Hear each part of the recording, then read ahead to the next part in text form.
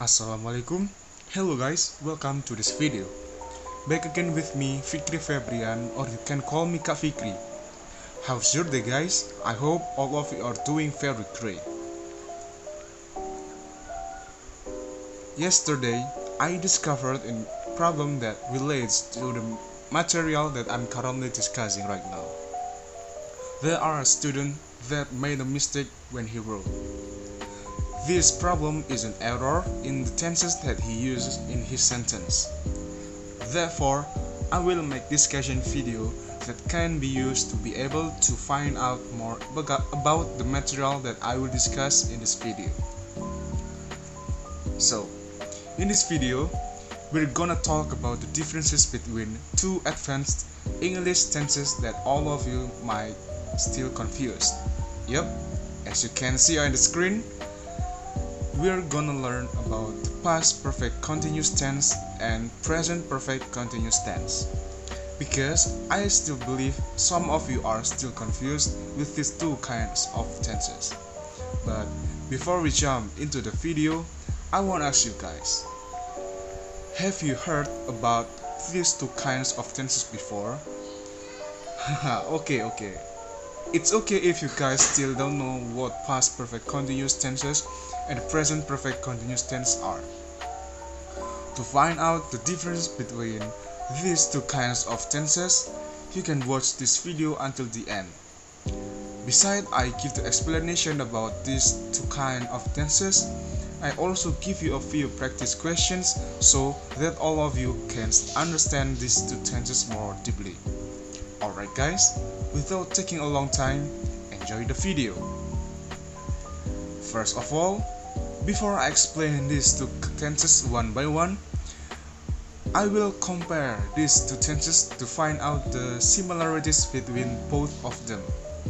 So, what do we know about these two tenses guys? First, they are similar in some ways. For example, both of them have the word continuous in them, which means they are talking about some action that still continues. Then, both of them talk about two different times, but in different ways. Alright guys, those are some of the differences between these two tenses. Now, I will explain these two tenses one by one. Alright guys, now we will talk about the present perfect continuous tense. The present perfect continuous tense links an action that happened in the past with action that happens in the present. The present perfect continuous talks about action that started in the past and the action that still continues in the present.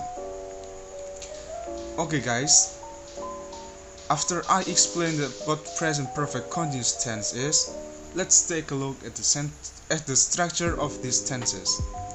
For your information, present perfect continuous tense can also be called as the progressive tense. So, the present perfect continuous tenses could also be called as the present perfect progressive. For the present perfect continuous, we can use Alright, you can see my cursor, right? We can use subject plus have or has plus been and plus verb ing. Have or has been used depending on the subject that was used in our sentence. If our subject is plural, we can use has, but if our subject is a singular, we can use have. And that's for positive sentences. Now we move into negative sentence formula. For negative sentence, basically there is no significant differences with positive sentence. In negative sentence, we're just putting not or have been into has not been or have not been. Depends into the subject that used in our sentence. So The formula for the negative sentence is subject plus has been or have been plus not plus verb plus ing. And how we form an interrogative sentence? We change the order of the sentence. Have and has were put in the beginning of the sentence, so the formula for interrogative sentence are have plus subject plus been plus verb plus ing, and also don't forget the question mark. Always remember to put the question mark at the end of interrogative sentence. And that's for the formula of present perfect continuous sentence. Now we move into exercise questions. I will provide you with several questions, and then we will analyze and try to complete the sentence. Okay, for the question number 1, we got my mother blah blah blah baked a cake for 1 hour. So the right sentence, that suitable sentence that used to complete this sentence are has been baking. Why are we used has been in these questions? Because my mother subject is a singular noun subject. And always remember guys to put ing in the verb in all of present perfect continuous sentences. So the completed sentence from the question number 1 is my mother has been baking a cake for 1 hour. Alright guys, we move into the second question. In the second question, we got Tiara blah blah blah watch a Netflix series for 2 hours. Same as the first question, the suitable form to complete the second question are has been, because Tiara in this question role as a singular noun subject, and then we add ing into the verb in this question. Next, third question, we got Konita and Salsa blah blah blah read in the library for 1 hour. The suitable form to complete the third questions are have been reading. Why do we use have been instead of has been? Because there are two subjects, or we can say as a compound subjects in these sentences.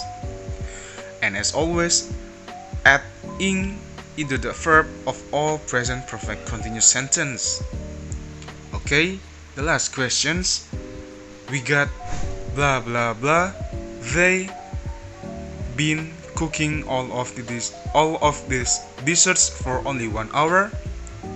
Alright guys, the best auxiliary verbs that suitable into these questions are have, because the subject of this question are they, and the subject they are included in plural subject.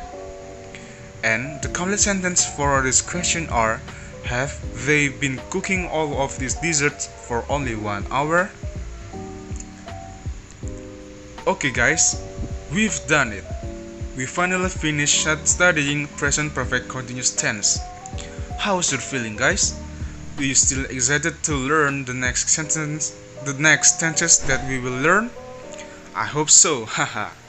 Alright guys, for the next lessons, we're gonna learn about past perfect continuous tense.